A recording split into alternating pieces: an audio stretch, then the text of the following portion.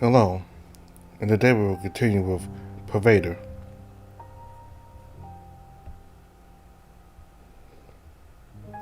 This was the southern path to town, a ring of farmland and houses surrounded the hilltop. The urban bustle up there offered the greatest risk of detection. A couple of carriages and couriers moved up and down this path. Thankfully, there aren't a lot of eyes around here either. There was an inn on the left. From the outside, it didn't look like it was too busy, so it was worth checking out. Once we learned that the inn was fully vacant, we were in full agreement. Alan spoke with the innkeep and arranged two available rooms for us. The larger room was well suited for planning. The room had an old, homely smell to it, and many of its wooden frames had been weathered. The walls coarse with generational old stones, though given the circumstances, it was more than anyone could ask for. There were two beds aligned with the walls on either side of the room. Alright, so are you finally ready to face up against Umbro? Ellen paused for a moment to find the right words. We have to save you from your affliction, not to war with Umbro. But yes, we will need to deal with them. Okay, what do you have in mind? Albert wasn't able to give us any solutions. We spent days looking through his library, and there was no other useful information in his books and papers. However, one of Albert's friends told us something. Do you remember about the Albert Star? That Arkin and Valgarian said it had something to do with the daggers. 10 years ago, a seeker named Cartron was researching this artifact. The last anyone's heard of him is when he left the Seekers and said he would join up with Umbro.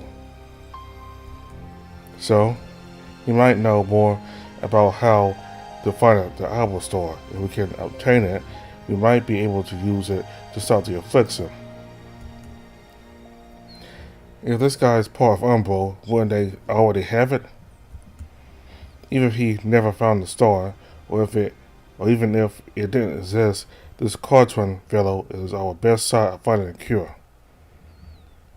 They would have a cure already if that was true. We know they don't. You're right. Ellen fell silent. Is that all? There's not much else to say. Whether or not Cartron is with them, Umbro knows more about the affliction than anyone else, and they have all the daggers. All roads lead to Umbro. What does that mean, Alan? He sighed. I'm not sure yet. It means we go and steal one of those daggers back. Isn't that too dangerous? We have to deal with them one way or another. It might be best if we join them. I'm not breaking bread with those bastards. You don't have to, Jimsor. Gilbert probably wouldn't agree to it either, but Alan and I can go. Settle down. There's no need to rush into any decision, Jimsor. You still have that dossier from Heron. Jimsor opened his coat and pulled out the papers from an inner pocket, slapping them on the table. The three of us gathered around the table, looking over the notes and map of the city. The boss doesn't have a presence in the city, although I'm sure Heron's spies are around here somewhere. If Heron finds us, are we in trouble? I don't know, maybe. Regardless, anyone who shows up in silver and armor isn't going to be as discreet as Heron. If the watch comes, we need to hide. Can they do that? I thought Tenderhall wasn't part of the domain. Umbro is a nuisance wherever they are. If the local Minute Lord thinks ill enough of them, he can allow the watch to come in and establish order. Tenderhall is the most likely place where something like that will happen, and I'm certain Heron has been working towards such an event. Then we stay vigilant. Besides that, we need to look at the Umbro that starts here. There's a healer on the other side of town. The dossier says he's been helping Umbro, though he doesn't seem to be part of their group. We will have to talk to this person soon. How about now? Not yet. We need to be extra careful from here on out. No longer are we able to just move around with little concern. Raymond and I are wanted men. You are a deserter. Tender Hall is a place we are most likely to be found by sentries, be they watchmen or onboard agents. This town is foreign ground for us all. The dossier is useful, but not complete. Alan scratched at his chin while looking over the map. I want all three of us to split up for a bit and take a look around town. Stick to the main roads and only in safe public spaces. Raymond, you should put a hood on. I'll go east. No, you won't. I don't want you to sniff out that healer yet. Jones crossed his arms, making as if to say something, but he allowed Alan's denial to go unchallenged. I'll go east. You can go northwest. Raymond, I want you to go into the town proper, check out the market, blend with the crowd. Listen to what people are saying. It should be the safest place to scout. Are we looking for something in particular? Anything to be wary of: guard posts, notice boards, patrols, shady places, shoulder folk. Keep an eye out for where people go and what kind of people move around. If you find anything strange, you make a note of it and turn back before you risk getting yourself involved in it. Avoid any dark alleys. You're street smart. Use that to your advantage. Remember, anyone can be an onboard agent. Anyone can be an Inquisition spy. Assume they're all out to get us. Assume they all have the means of capturing us. Here, take some coin. Put away your backpack and put on something to fit in. So we'll meet back here later. Yes, we'll regroup in about 2 hours. Don't get distracted. If you get caught, make some noise. That way, we at least hear about it as news passes through the grapevine. It's going to be fine as long as we're all careful, right? No bravery today. Although I nodded, it was hard not to be worried after all that warning. So we're going out now? It's best not to waste time. I understand. It's just, Alan, we haven't seen you in a few days, and now we're splitting up again. And we'll get back together later. Raymond, it's okay. I'm not going to disappear on you. Chin up, all right? He patted me on the shoulder and urged me towards the door.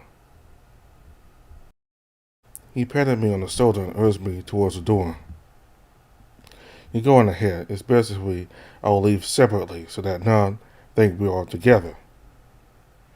Each of us left one by one towards different destinations. Students were held wide at the top of the hill, first ahead of me, then he turned left. I would go forwards and then Alan would turn right. It didn't take long to arrive at the market. Tenderhall streets gave me a faint reminder of my hometown back in Ordney. I was still young when we left the farmhouse to settle in our bakery in St. Honore. My older brothers were perhaps too old at the time to feel themselves become a part of that place and grow with it. Maybe that's why they all left. I wonder if my little brother will leave too. Everywhere I looked, there were houses made of timber, stone, men and women walking from place to place, carrying goods in baskets or browsing the stalls. Children ran down the alleys in their careless fashion, their oversized boots trampling into muddy puddles for the drainage of a nearby tavern. At one end of the market was a podium made of stone, and a man was holding a lecture. It tempted me to get closer, though I noticed not many were in the audience. Still, I watched by feigning disinterest, yet eager to listen. His lower than normal voice would not pierce through the market racket and make himself intelligible, yet I was able to pick up a few words. Sin, redemption, faith. I decided I did not have time for a religious lecture today. Pushing on, I climbed up the stone steps to higher ground and continued my investigation. I felt at ease making my way through the crowd once more. There were more businesses here: a clothier, another inn, a bank, several offices of some higher authority or trade.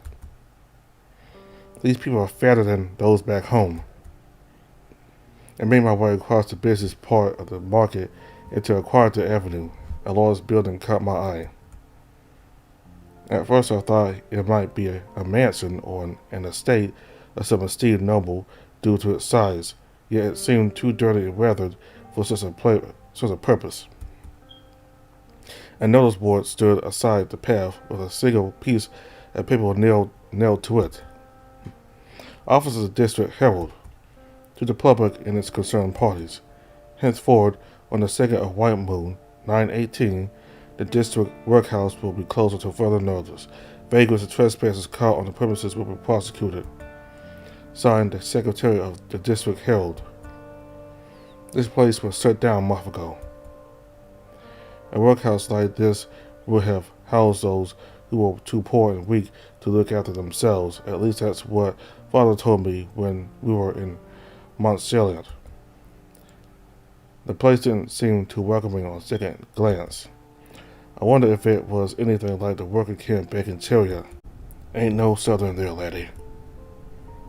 A raggedy old man saw me staring at the notice board and shuffled closer. His tone was hoarse and befitting a weathered soul.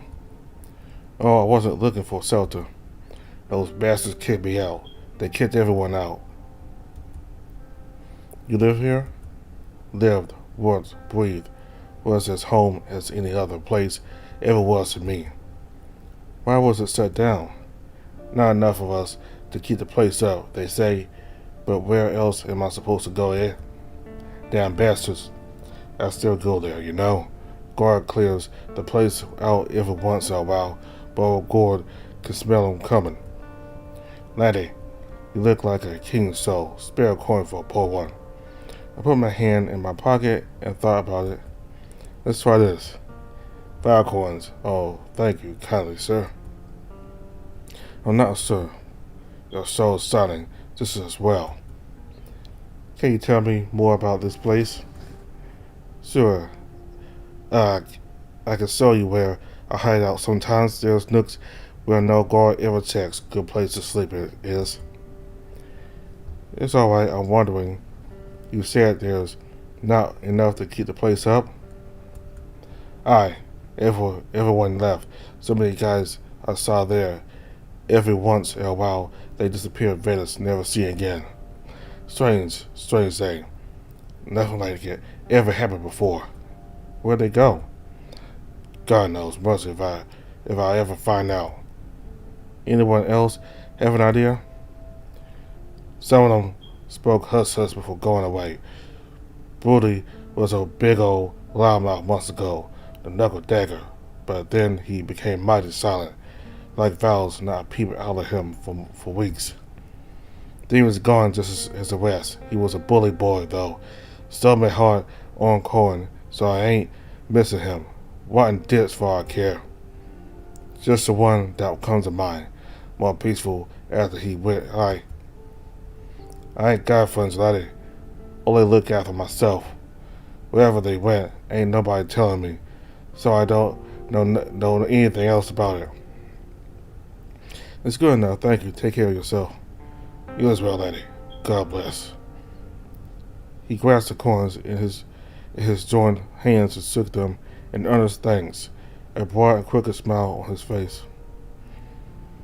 I decided I had learned enough and turned back, making my way through the market once more. A short while later, all 3 of us were back together in the room at the den. I breathed a sigh of relief as I saw them both. Any sign of Umbra or the watch? Nothing in town. Neither on my side. That's good. If either of them are around, it means they're keeping a low profile. Then we don't have to worry about being arrested or anything like that. Didn't see any bounties notice.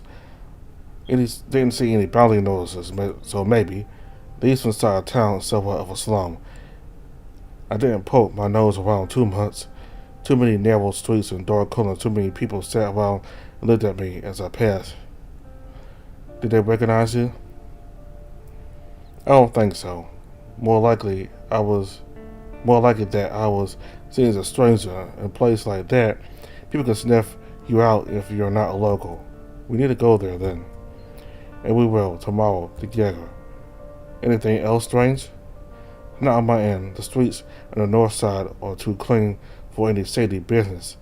Seem fairly safe. There's a busy market in the middle of town. A preacher spoke at the podium, but it didn't seem out of the ordinary. Nobody listened to him. Then I found a big workhouse, but it was shut down and abandoned about a month ago. A man beggar who used to stay there, he said that others like him had been disappearing over time, and that eventually the place was shut down because of it. Beggars go missing all the time. On the streets perhaps, strange if they were living there. There are workhouses back in Earthwing. The authorities managed everyone that came through their doors with strict schedules and work hours. Nobody was allowed to leave without a good reason. If they did run away, there would be an investigation. Regardless, this is not our problem. We all nodded in understanding. Alright, we've got 2 rooms for the night, 2 beds here and 1 in the other. Do you boys want to stay here? I'm fine either way. Sounds good. Ellen placed one of the keys on the table. We'll gather here again tomorrow morning and decide what to do next. Make sure you rest well. Good night, Ellen. The old bear went out into the hallway holding the door ajar. Keep this door locked and don't wonder about at night. I'll come knocking in the morning. Then he said it. Joseph breathed alongside and went to lean over the table, staring down at the notes with a dossier. He kept looking at those papers like I prepared myself for sleep. Everything all right? Yeah. I stood up and walked over to him, looking over the papers together. He glanced back at me and flinched as if he had been suddenly awakened. Do you think that healer will help us out? I don't think so. Not if we come at him like the Watts. It says he's not. It says here that he's not keen on the Inquisition, which isn't surprising for someone who agrees with Umbro. We need a different approach. Lying. The truth can work. We're looking for help with our afflictions, and Umbro knows more about them than anyone else. If this guy is a healer, then he should be in favor of people like us who are in need of help. Best not to mention that you're a watchman, though. Yeah. I stared at the map of the town for a while longer, though Jimsaw moved and broke my concentration. He went to one of the beds and started unfastening his gear, and I decided to lie down. Night fell, and it was time to sleep. I awoke early. A warm and gentle breeze invited the new day. Tiny specks of dust flew in the air, set alight by the morning rays. Jimsaw was still out of it, sprawled in bed without a care in the world. I found it hard not to stare at him. When he's like this, you almost forget everything else, all the things that happened and that will happen. For a moment, it's all peaceful and quiet. It would be awkward if he opened his eyes now.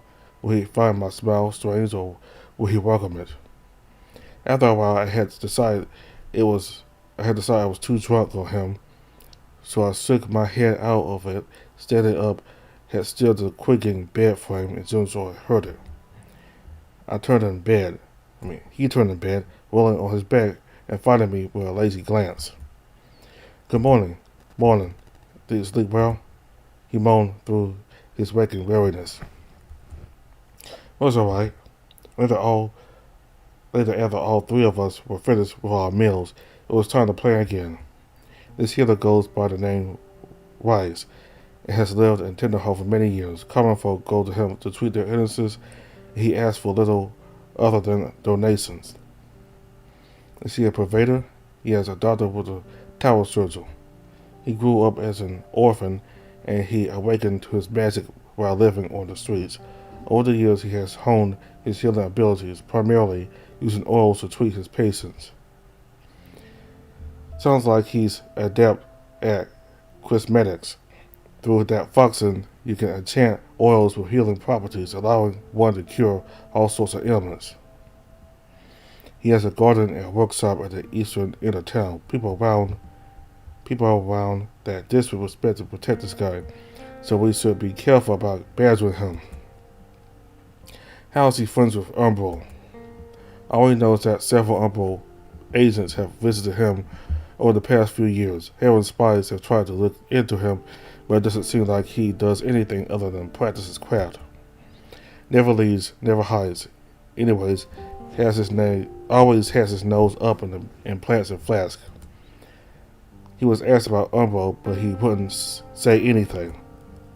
It could be that Umbro have been consulting him about the affliction. True, he may offer us some advice. So how are we going to do this? Do we just show up and say, "Hey, I'm struggling with this curse and I might die, can you help?" He might know that we're not on friendly terms with Umbro. I'm not, but you two might be able to convince him otherwise. Gilbert did say he wants you to join. After taking that dagger in Aeon's Road, I'm not sure if we can be anything other than enemies. The dagger wasn't authentic, though. Yes, but they wouldn't believe us. Silence gathered as we all paused to reconsider. But again, what's our goal here? I don't think we can rely on him to help us with the affliction. The reason we came here is because he can help us find Umbro. How do you suggest we go about it? I don't think the guy himself is going to help us, but we might be able to learn more from the people that visit him. I say we need to spy on him and figure out who comes and goes. We might recognize one of Gilbert's lackeys. That won't work. We're strangers here. It stick out like a sore thumb. We haven't been to the area yet, so there might be a good place where we can sit and watch. Perhaps. Either way, maybe we should pay him a visit first. I agree, this man sounds honorable to me. If our troubles are genuine, then he should help us. Do we tell him everything? We say everything we need in order to get his help. Once everyone was ready and willing, we were off to find a healer. The path up the hill was as empty as ever. Once we reached the top, we turned right. Ellen had gone this way by himself when we split up the day before. There are kitchens, dryers, weavers, and many other sorts along these alleys. Walk like you know where you're going and we'll be fine.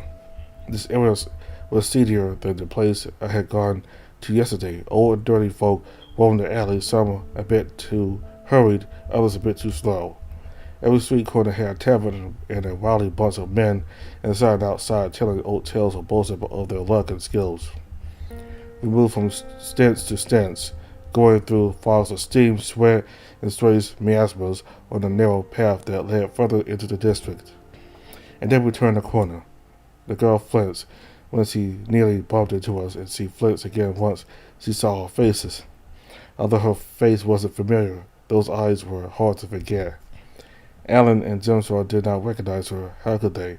She was gone before it all happened. You. Her eyes grew wider as he took a few steps back. A disturbing and oppressive feeling bloomed within my mind as I felt a war.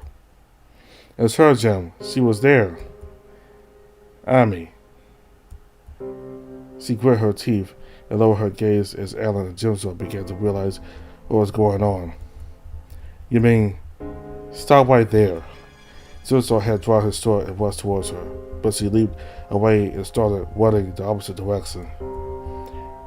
Leave me alone, you bastards. She gave chase, but she was too fast for him. A few moments later, the distance between them had doubled. I'm not letting you get away. Jimshaw. Before Ellen and I could even begin to follow, the girl stopped, blocked by a stranger. Amulet, no further. She took a few steps back, trapped between this woman and Jimshaw, unsure of what to do, looking left and right with hatred on her face. It will take more than a few Pervaders to stop me, hag mother. Enough of this, little girl. You've had your fun. 2 months, it's time to go back. Never. Amulet leaped away from the woman and back towards us. Jimshaw. He lifted his blade in anticipation, yet she was able to feint and dodge, moving past him like an acrobat. She's almost as fast as everyone. The girl dashed and found another alley, seeking her escape there, but was tackled by another stranger. Listen to your superiors, girl. The two wrestlers fought with their fists and open palms, their movements quick, snapping like whips at each other. Move. The woman brushed past Jimsaw as he was to join the fray. What the hell is going on? In a scuffle, their fists flew at each other like arrows. Amulet deflected a blow from the other one, causing her to strike the wall and create a crackling fissure. Their blows echoed through the alley as if their arms were stronger than any steel stone. I've never seen anyone fight like this before. Anna and I glanced at each other again, unsure of what to do. Several people were roused by the commotion, gathering and peeking into the alley from behind the corners and windows. When will you finally leave me alone? A crowd began to form beyond them, approaching slowly like a legion. Their eyes betrayed a lack of mindfulness, as if they were dreaming and enslaved to a higher power. These people aren't in control of themselves. Enough, Amulet. You will stop this now. After avoiding another strike, Amulet leaped back again and retreated into the crowd as it was ahead for the other girl. Concerned, lady, they've been spooked. Pacify them, girl. Two strange women stood in front of the approaching crowd and gazed into them. I couldn't see it, but I could feel a wave of magical energy ripple through the area. Everyone that was part of that crowd then stopped looking as if they had just been pulled out of a dream. They were confused and fearful, and they looked around with great suspicion. One by one, they would draw their attentions onto us, as if we had warned them. We lost her. The woman then turned and marched towards us, with measured fury in her glare. We need to leave this place now, before the mob gets out of hand. Who are you? You are witches of the coven. I want to know what your business is with Amulet and why you had to interrupt our rescue. Come, this way. Alan, Jimsaw, and I glanced at each other, unsure of what was happening, though we agreed to follow. The other girl brushed past me and followed the lady. These folks ain't gonna stay tame for much longer. Better flee before the pitfalls arrive. I looked back at the befuddled crowd and agreed. The two strange women took us down another alley that led towards one of the town walls. There was a gap there that allowed us to cross outside back towards the fields. Once we were safely out of sight of any strangers, the green-garbled woman stopped and turned. This is far enough. Who are you? We're Pervaders. My name is Alan, and these are Jimsaw Weymouth. My name is Marketing. This pretty one is Ira, my apprentice. She lifted her eyebrow at Jimsaw. He's a watchman, and he has a sergel. We're looking for Umbro. Should you go with them? They have something we want. The woman glared at us again, studying our faces. Then she sighed and gestured to me. You're injured. What? I don't think so. You're injured, boy. That's why you're here, yes? These two are afflicted with a curse. Umbro is the cause of it. They are a deliverance bunch. I'm sorry. How do you know Amulet? She was there when I was wounded. I recognized her eyes. Amulet was with a group of Umbro thieves who broke into my shop and still a fight looked for a special dagger. Because of it, these two are now injured and suffer a curse. We weren't looking for her specifically, though we were looking for Umbro in search of a cure. Now we know they're in town. How do you know her? Amulet is a witch. She ran away from the coven 2 years ago, and now she was becoming an abomination due to her reckless behavior. We were sent to rescue her and bring her back into the fold. I suspected she might be involved with Umbro, but now you confirmed that. We had managed to track her here, and we're almost ready to ambush her. Then you showed up. Why do you have to bring her back? Is she not allowed to leave your coven? She has not finished her training, and she is not disciplined. I see you are young and have yet to learn all that you should about these matters. Witches like Omelette are at risk of degenerating if their minds are not honed sharply. Once the power gets to their head, it's over. One of these days, she will lose control of herself and turn into a monster, killing and warping the minds of innocents into atrocious creatures. There's no question about it. Abomination is a fate worse than death. The covenant does not allow this to happen. This is our plight as witches. We didn't mean to interrupt your plans. I know you did not. All the same, we've lost many months of progress with this unfortunate event. Now she will be even more elusive.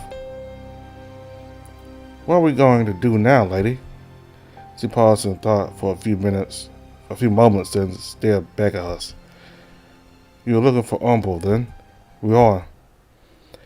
Then I suggest we come together. I'll help you find Umbral. You help me find Umblet. Over several months of investigation, the witches had learned that Umblet often traveled to the hole for a terrible reason, and so they came here and searched everywhere they could in hopes of finding her. In that time, they had grown more familiar with the obscure corners of town where someone like her could hide. Walkerton was kind enough to invite us to their base of operations, a small and quiet house outside the walls or under the health center, not too far from the inn where we were staying at. Quite and lightly decorated, if a bit dusty. Girl, make some tea for our guests. Ira nodded and went off into a side room. We won't be able to find her easily. Now that she's aware of our presence, Amulet won't reveal herself. She could have left town. I doubt it. If Umbral are near, she would rely on them for shelter. Renegade witches such as her find safety among people, where she can exploit them, as she did the crowd. We were searching for an opportunity to corner Amulet away from foreign eyes, but then you showed up and scared her. We're really sorry that we got in the way. Apologies are not necessary. Witches do not hold grudges. Commit to helping us so that the people of this town can sleep soundly, and we will be thankful. You saw her that night? Yes, she was there. I recognized her eyes, her stare. She did something to me. I was hit and thrown to the ground, but it was like I had been frozen. Everything was so hazy. Even just trying to remember that feeling of helplessness crawls in. She left before you came. Chillers wanted to run away too, but the other one couldn't leave the dagger behind. Did Amulet strike at you? I can't remember. It all went black and I was knocked out for a moment. I see. Her intense eyes signal her deep thinking, and when she speaks, she knows what to say. My power allows me to distinguish memories, Ramus. Her pointed stare suggested a request. If you will allow me, I'll send these messages to enter your mind and explore the events of your past. This way I can bring that moment to the surface and we'll both know what happened. It is a great favor I ask of you. The confidence in her voice made it hard to refuse. That sounds a bit freaky. If strangers are such an obstacle, then I question how you gotten this far. I will not bother, but why do you want to check my memories? There are places in the mind that a witch should never venture, points of no return.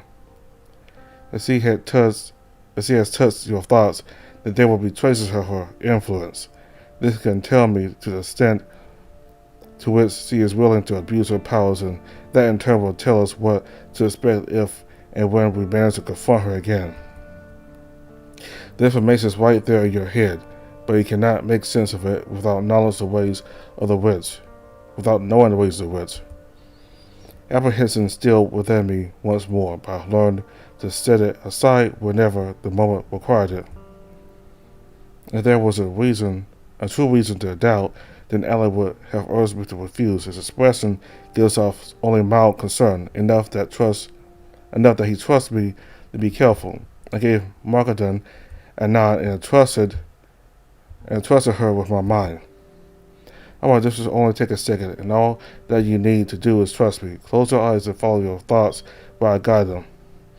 Seeing nothing helps you to think and recall.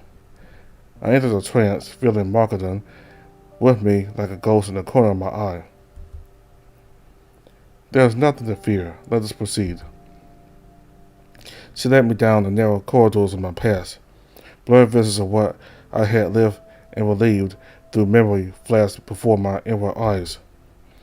The sights came and went like lightning. I was locked in wild chase, both hunter and prey at the same time, stalking after my own tail. Mindful spaces took shape as mountains of doubt and fields of potential. At the edge, there were dark realms that I would never want to explore for fear of becoming as absent as they were. In the flurry of images, I recognized the glimpses of important moments in my past, including that night, yet didn't stick out in a way that I would have expected. Marston is with me always, as if she was standing behind me and watching. Every touch and vista is shared, but I cannot see her the way she sees me. I know nothing of her experience. Eventually the dream subsided, wakefulness returned. When I opened my eyes, part of me hoped I would have learned something from the ordeal, yet I felt no different than before, nor was Amulet any more familiar. She was standing in front of me, trembling and breathing heavily. Her eyes were wide and struggling to focus. A moment later, she turned away and tried to shake her head out of stupor. Eva hurried to support her mistress. I'm all right, thank you, Eva. Did something go wrong? No, allow me a moment. She closed her eyes and lowered her head, calming herself and her breathing until, whispering to herself, I stand remaining. Marston gave Eva a thankful nod and held herself up straight. Apologies, I should have been more prepared. But I have seen the things you've seen. Amulet did not strike you down that night. She subdued you with her mental powers. You've seen this earlier as well. That mob which tried to stop us was spurred to action, bewitched by Amulet and induced into a mania to protect her. Your legacy didn't kill you that night. Her powers have grown since. I've seen the patterns of her influence on your mind, and I'm troubled. Is Raymond going to be okay? She paused before speaking, being careful with her words. Amulet did not leave behind any latent corruption. If she wishes to harm you, Raymond, she will do it anew. I can also say that your mind is well guarded since your awakening. She will struggle to influence you should you meet again. She glanced at Eva. Yet I am deeply disturbed. Amulet is showing more and more signs of degeneration, even in the echoes she leaves behind. I'm afraid the girl may be too far gone already. It pained both of them to hear the words spoken. Then we'll do our best to stop her before she harms anyone else or herself. If she's so dangerous, how come Umbro wants her? Umbro is home to rejects and rebels. There are a few they turn away, especially those with powerful talents like her. Sooner or later, Amulet will kill one of her own. Isn't she afraid of the mind? An abomination feels nothing. Through which magic, she can abolish the mind in herself and in others. That is why she is so dangerous. Can you do that? It is forbidden, even though it might come in useful in some situations.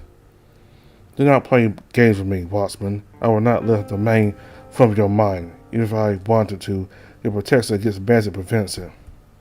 What if you don't have a choice but to kill her? Why does it come to that? Eva had brought tea earlier, and we found a moment to rest and wet our throats before resuming our planning. We took the opportunity to explain our involvement with Umbro and the Inquisition and everything that led up to us coming to Tenderhall. And you think this Contran might be part of Umbro? It's the last anyone's heard of him. Though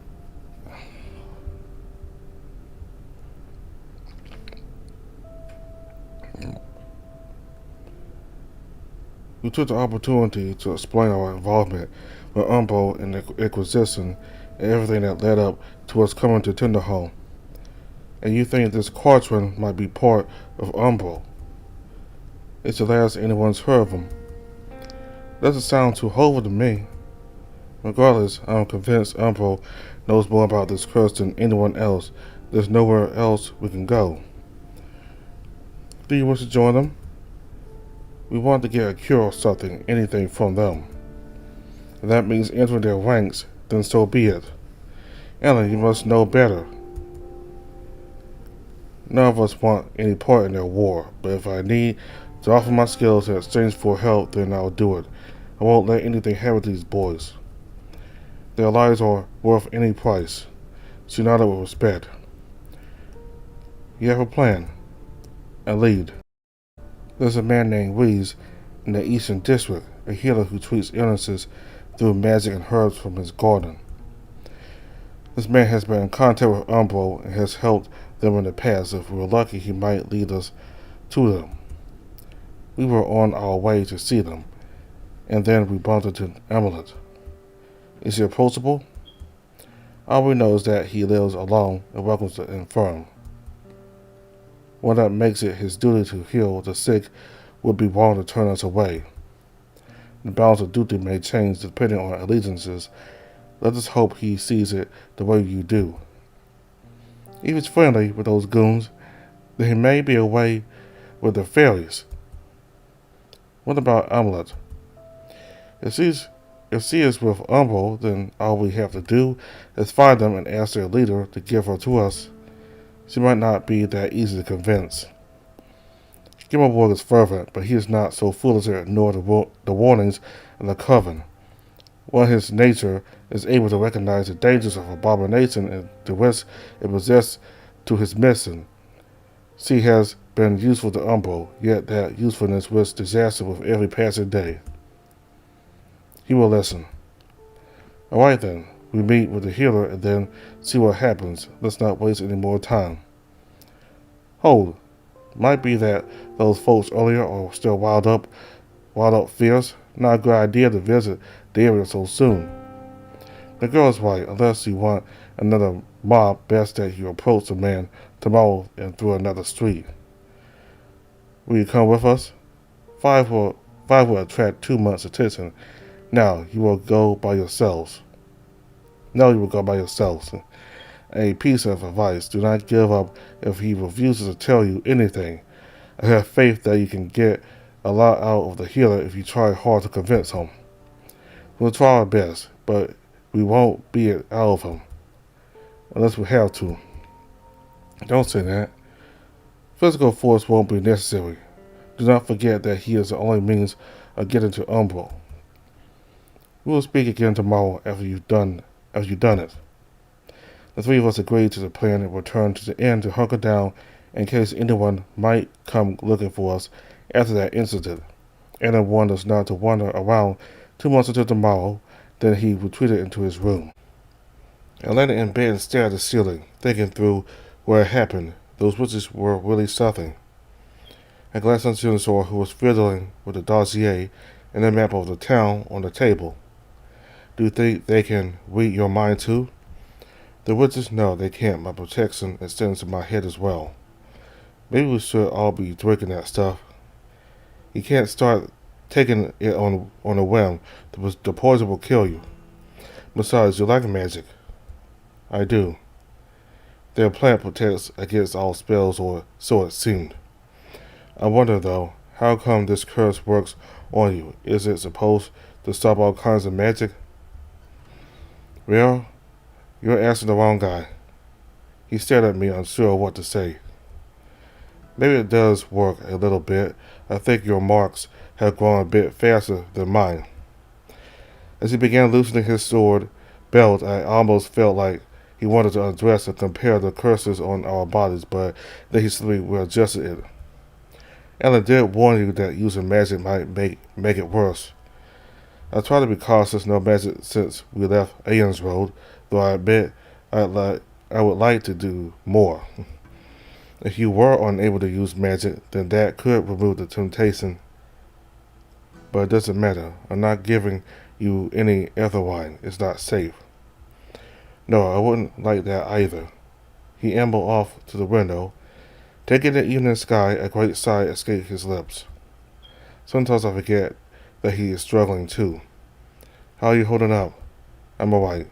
You sure? He looked away and shook his head. I don't know, Weymouth. I guess I'm doing as well as I could be doing in this situation. There's no booklet on how to deal with desertion and worrying about your father getting indicted for treason.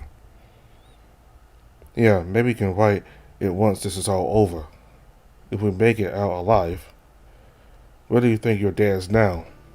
Father's probably being trialed by the prosecutor of the Watts for releasing us. If they remove him as marshal, then eventually we'll hear about it. So far, nothing. How much trouble can he get in for releasing 3 people? It wouldn't be a big issue in any other situation but my curse. His fingers curled into his coat at the side of his hip, grasping it like a vice. This shows what makes everything horrible. I wish I could cut it out. I almost tried to once. Jim, I won't actually do it. I know it doesn't work. We'll figure it out. It's so frustrating. The mark is dreadful enough as it is.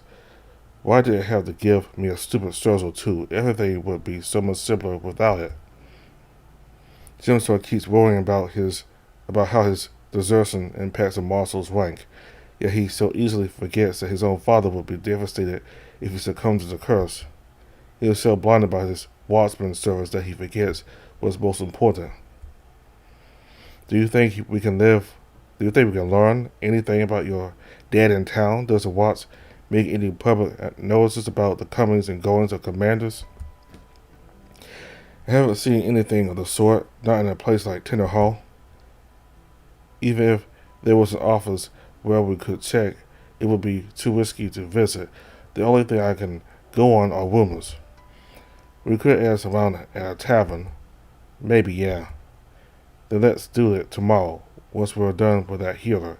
There's bound to be travelers, merchants, pilgrims, those sorts of people coming and going through town. Joe nodded, though he remained worried. All right, if we have time, thank you. Though I almost don't want to try. If there is anything to learn, it's going to be bad news. Then we don't have to go. No, I have to do it. It's better that I know something is wrong, rather than to live in false hope. His expression grew sharper and more confident. The proposal gave him strength.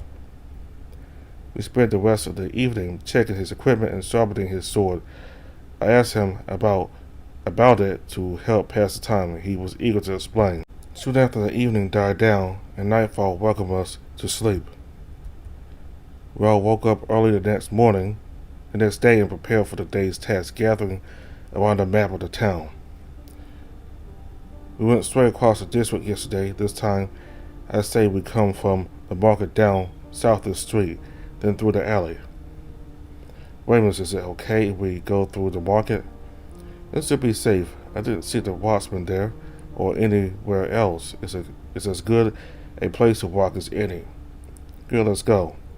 A short hike up the hill and down the market, and soon we were exactly where we needed to be. The house was surrounded by greenery with hues as fresh as the brightest summer day. Colorful fruits jutted out from their stalks between the leaves, all arranged in small plots like a bushy garden. A man was tending to one of the shrubs in front of the house. He looked like the one described in the dossier. Rice.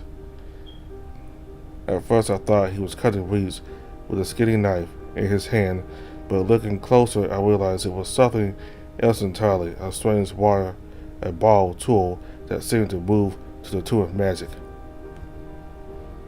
He noticed us when we approached, staring for a while before returning to his groundkeeping. Good afternoon. Are you to hear the wise?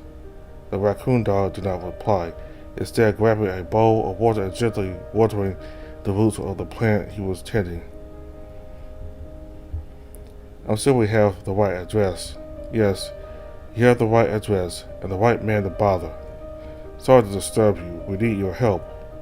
He glanced us over again, looking incurious and dismissive. I'm afraid I only treat those who are sick and suffering. We are sick and suffering, and you are spending a lot of our effort to hide it. Alan, Jimsor, and I looked at each other, unsure of what to say. We've heard that you are gifted in healing. I'm Alan, and these two are Ramus and Jimsor.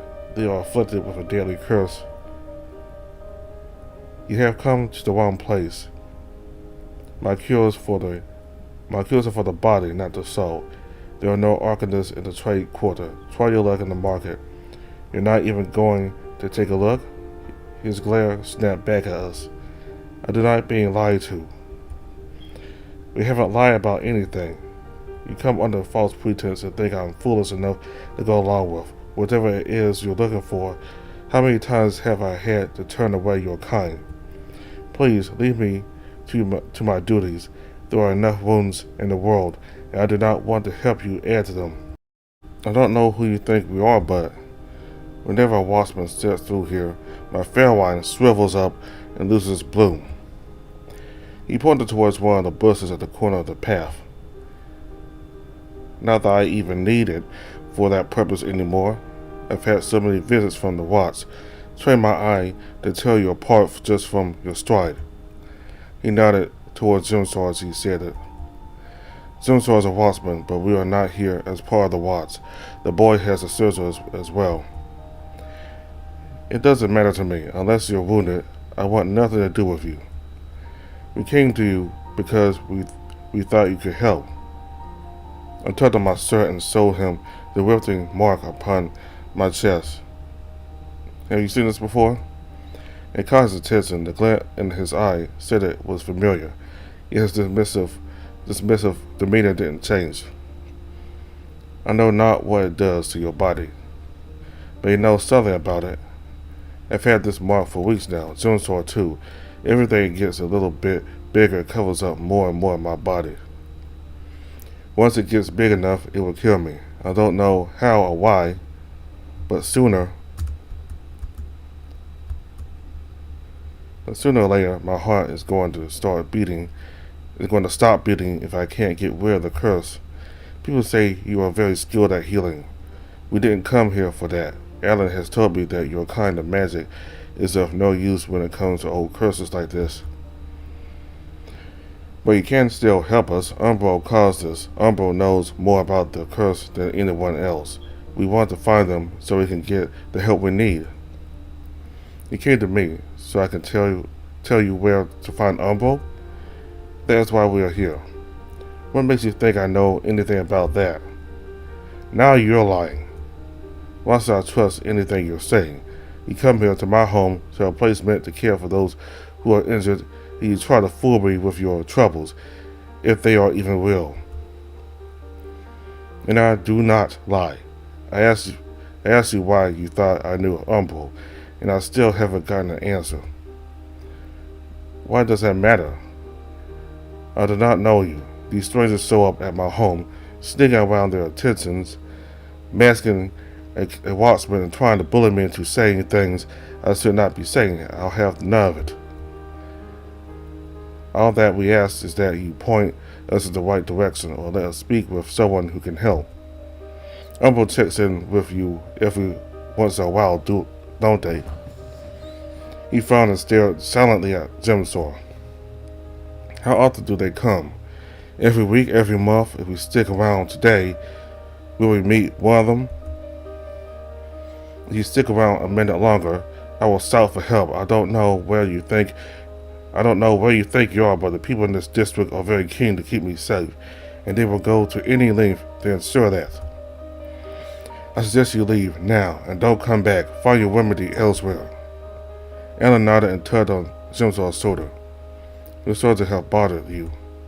The three of us left frustrated and defeated as Riley stood and watched to make sure we were not loitered. Once we were far enough away to talk. That didn't go too well. You were too aggressive. The woods told us to push him. We could have been more friendly. Now we have nothing. On the contrary, she emerged from the side alley behind Weiss's garden. Marsden? You did as I asked. Good work, Watchman. Were you eavesdropping? More than that, I was reading his thoughts while you were arguing. The conversation distracted him just enough to let me see the things he did not want to divulge. Normally, I wouldn't be able to do anything more than reading his most surface of thoughts, but with your help I managed to find what we were looking for. Wise is indeed in contact with Umbro. I've learned where we can find one of their agents. Come, we need to plan our next step. The wits turned and walked off as Alan and I were left scratching our heads. This was not how we thought it would go. We followed her back to her house while Iowa was waiting, eager to question her about why she didn't tell us the whole plan. Alan's brow had grown furrowed on the way there. It didn't take a mind reader to understand what had set him in a bad mood. And since you are upset, why did you not tell us what you were up to? I did not wish to risk your refusal. Why would you be afraid of that? Pervaders are capricious.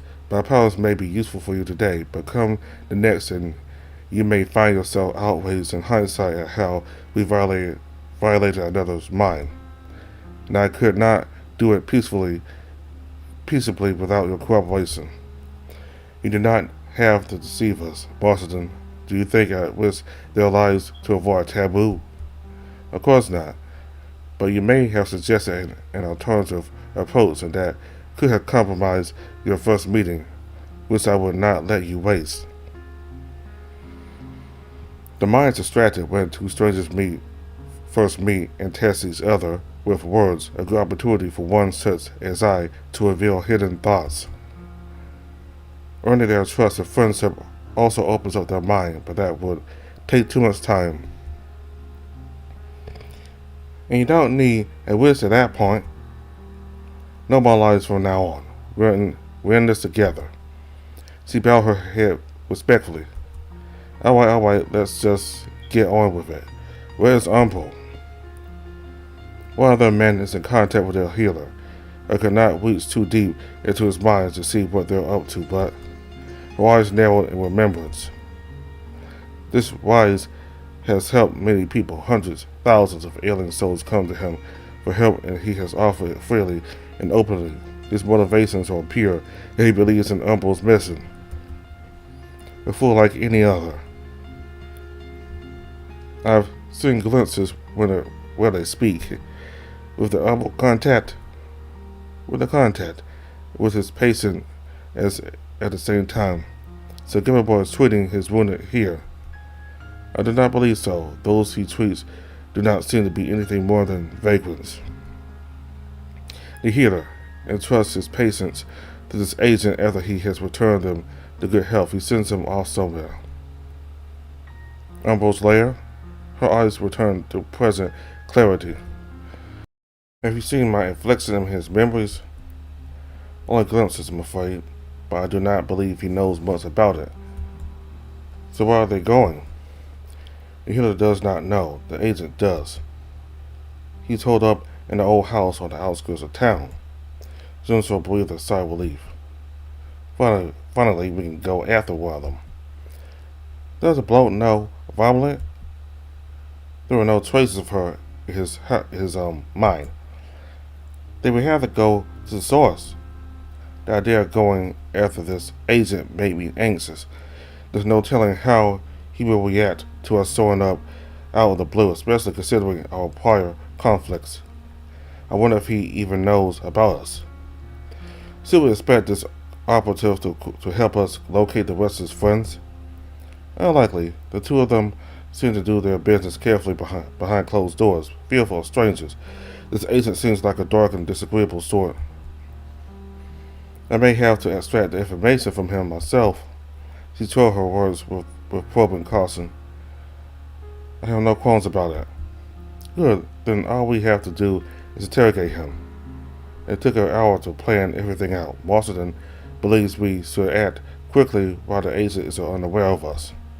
Sooner or later, he will visit the healer and learn about the group of suspicious pervaders poking around for Umbro, if Omelette hasn't warned him already. The man will have to be ambushed and restrained while Marston delves into his mind. For that, he needs to be subdued in silence. Can you put him to sleep? I will try, but it would be wise not to rely on my powers here. There's no telling how well his mind is guarded. I cannot ease him into it, since a spell cannot be hidden by distractive talk. This will take physical force. The fun part, though it would take a bit of reconnaissance before going ahead with it. First, to find out if he's alone. Second, to see if there's a good chance to ambush him. Zimso was eager to scope things out, and I decided to go along with him. Girl, join them. Yes, lady. She flashed a playful smile at us as she joined alongside, a peeved Zimso notwithstanding. And what are you going to do? I may be able to find some of those he has tweeted in town. With some good luck, they will reveal Urbo's location without needing to aggress their agent. I'll come with you. As you wish. Before we set off, allow me to share my insight.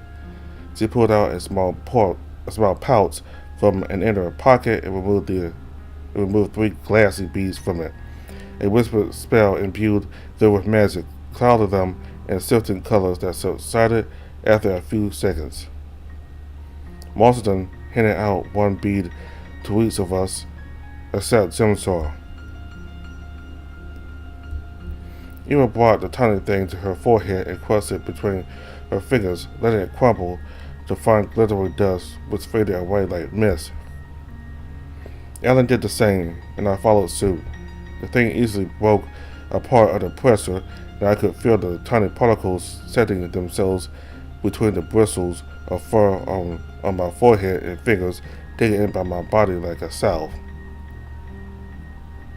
A sudden pang of awareness struck me like a cold knife. Now I could sense an image of that dark agent in my mind, a fading familiarity of a man I could have met in my past. This should help you recognize the target. Do not engage this man directly, only look at him from afar and see where he goes. We'll deal with him together once we know more. So I'll stop right here.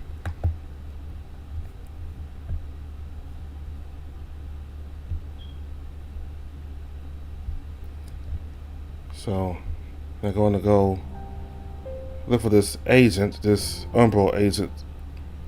They're not going to talk to him, but it's going to look at him, get a good close look at him and see where he goes, and then once they figure out where he stays at, then they'll go to his house and try to make him talk. If the person doesn't talk, then Marston will probably have to use her telepathic abilities to get all the information out of his mind.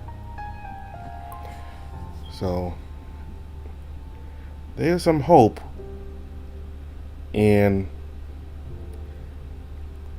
I think it's a good thing that Ramus and Jimsaw and Ella ran to these witches.